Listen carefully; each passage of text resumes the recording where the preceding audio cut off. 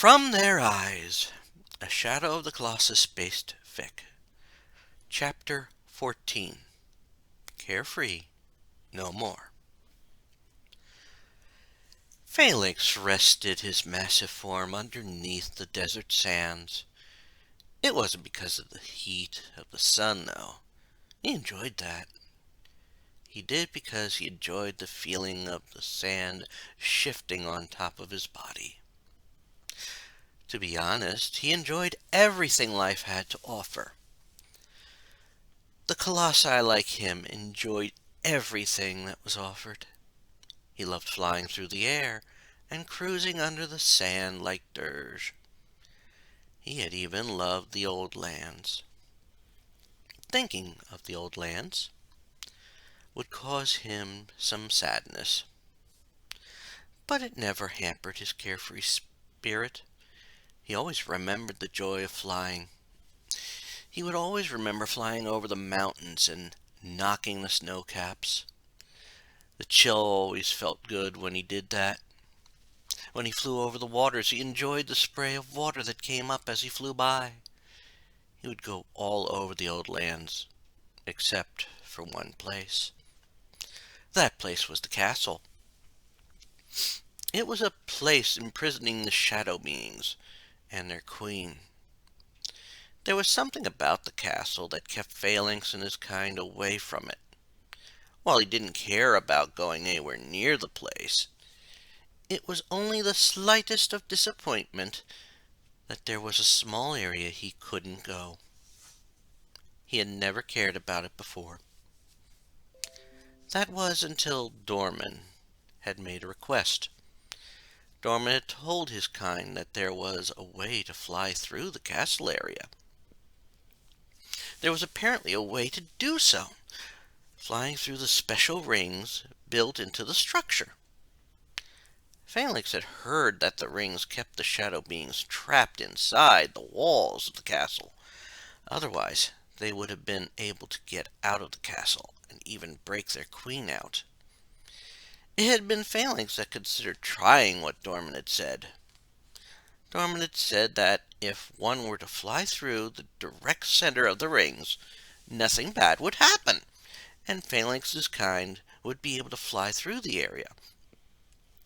It was an appealing idea to him at the time. He had loved the idea of flying through the area that was now off limits to all. As Phalanx looked back on that, it was the only thing he ever regretted attempting. The temptation had been too great for him to ignore, and he had decided the best way to do what Dorman suggested was to fly as high as he could, and then to dive towards the castle. He had pushed the limits of his bladders to take him to that height, and to release it so he could get the proper speed to do what he was going to. He had not expected, however, to be doing his stunt in the middle of a battle. That was not his kind's way. They hated conflict. But with his increasing speed, he would have a hard time fully avoiding it. He also came to a realization. If a battle was going on, what he was going to do was going to cause a problem. It had been a trick by Dorman, but he had no idea why Dorman would want to unleash the shadow beings. For a brief moment, Phalanx slowed down under the sands, remembering what happened when he realized he couldn't fly through the rings. He tried to pull up and swerve out of the path in time, but he couldn't. The power of the rings struck him as he tried to dodge. The injury to his gas bladders caused him to crash into the ground near the shores of the lake. After that, and the others had been stopped, Phalanx was banished with the others. His foolishness and carefree nature had cost him his home. When they were all deposited in this world, he saw the rings get dropped. None of the other colossi had seen it, but he knew what it meant. It didn't bother him. However, since he could fly over the whole of this new land.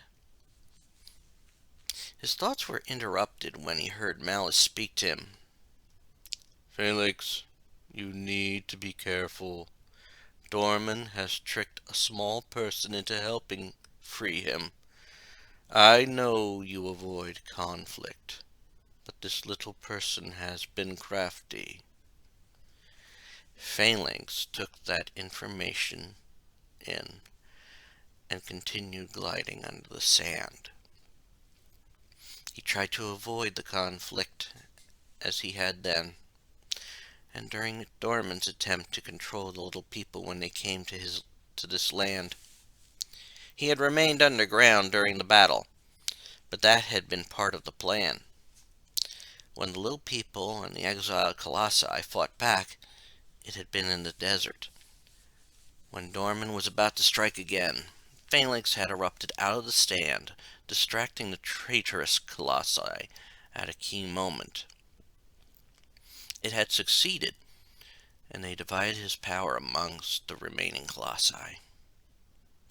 That thought then reminded him of the joy of flying about, combined with that rare moment, made Phalanx break out of the ground to enjoy the air again. It was true that his area was limited now, since after Dorman's defeat the remaining colossi and the little people put some of the rings in the desert he called home, but he could soar through the air. As he took to the air, however, Phalanx noted a creature in the desert. He remembered seeing such a thing long ago, back when the little people were in the lands. It looked like a smaller version of Phaedra, but it had a little person on it. This must be the little person Malice had just warned him about. It would be no problem to avoid them. Phalanx could stay in the air for hours. Most of his kind's life was spent in the air anyhow. As he soared, he momentarily wondered how such a little person could have brought down the 12 others before him. Some of them were as large as he was, or at least as long as he was. No single little person should have been able to bring down all of them. A slight pain underneath him caused Phalanx to descend. He knew that something must have hit one of his gas bladders that kept him afloat in the air. That was known to happen if one of the small birds accidentally hit one.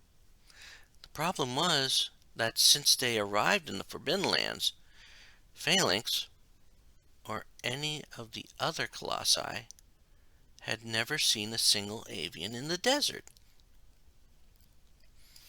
He felt his fins touch the ground, and shortly after that, he felt something on one of them.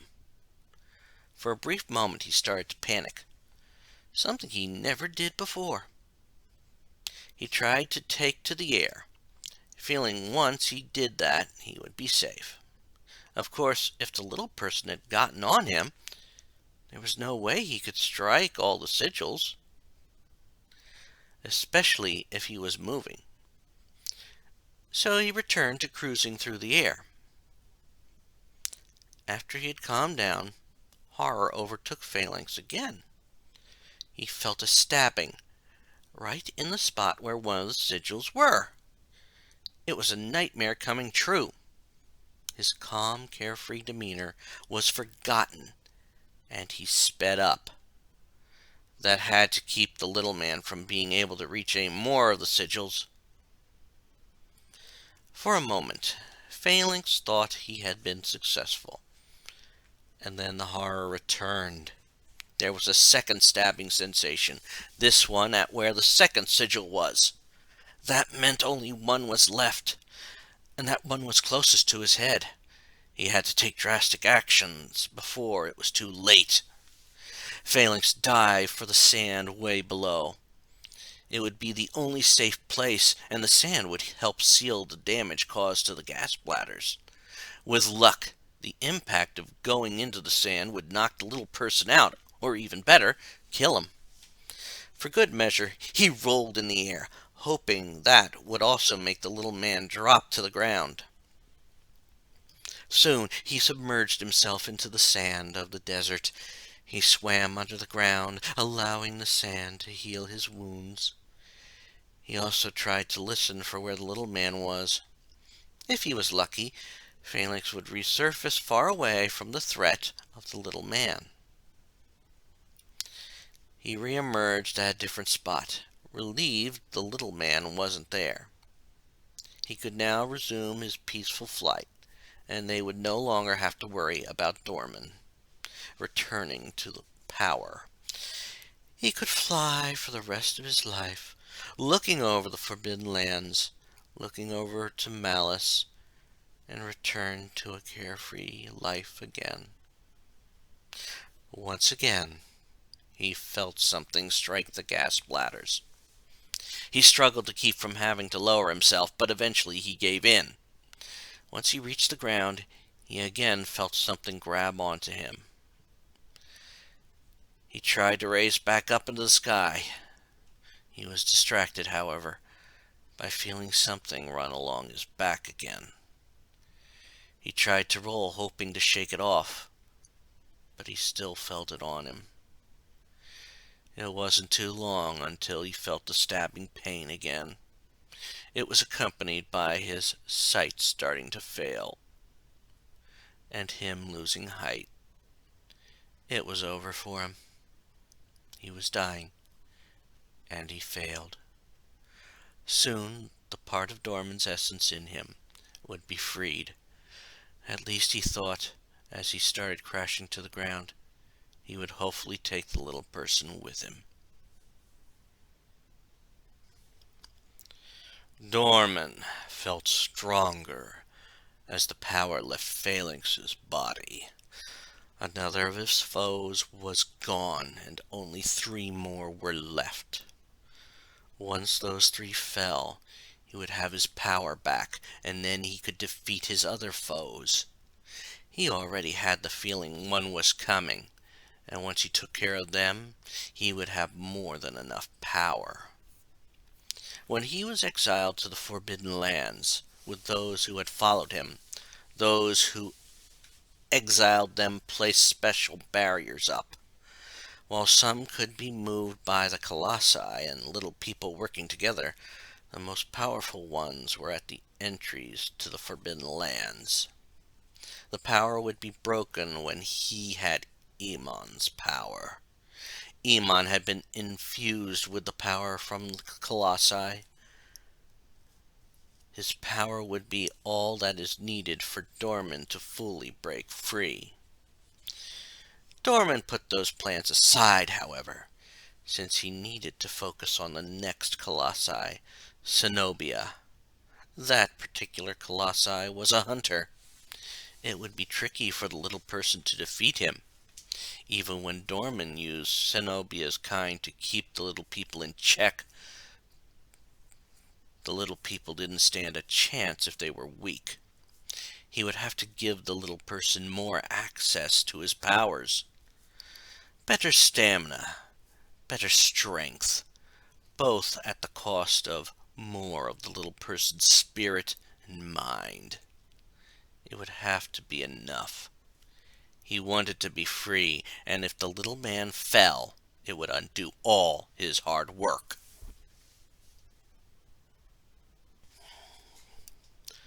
Back where the little people had settled outside the Forbidden Lands, things were happening. The guards of Lord Iman had been busy searching the grounds, looking for a missing member of their number. In their search, they discovered some things that were more disturbing. A body that had been prophesied to have a doomed life was missing after being put out of their misery before they could live to that point. One horse was missing, who had been the favorite of the missing person. Worst yet, the sacred sword was missing. Lord Iman's blood had run cold when he found all that out. It confirmed his worst fears, especially given the fact that the missing person had been gone for too long. He knew where they had gone and what they planned to do. There was only one thing now to be done. When the last of his most loyal people were with him, he looked at them and said, "We have a very important task ahead of us. You all have heard of Dorman." The name made all of the men gasp, and he continued, "Yes, he has influenced one of our own, one with a weak mind. We must stop Dorman's plan. If we don't..." Lord Iman trailed off with that statement. The men didn't need any more words to know it would be bad. They saluted and made for their horses. Lord Iman followed, prepared to lead the way. After all this time, he was returning to the Forbidden Lands, hoping to stop Dorman before it was too late.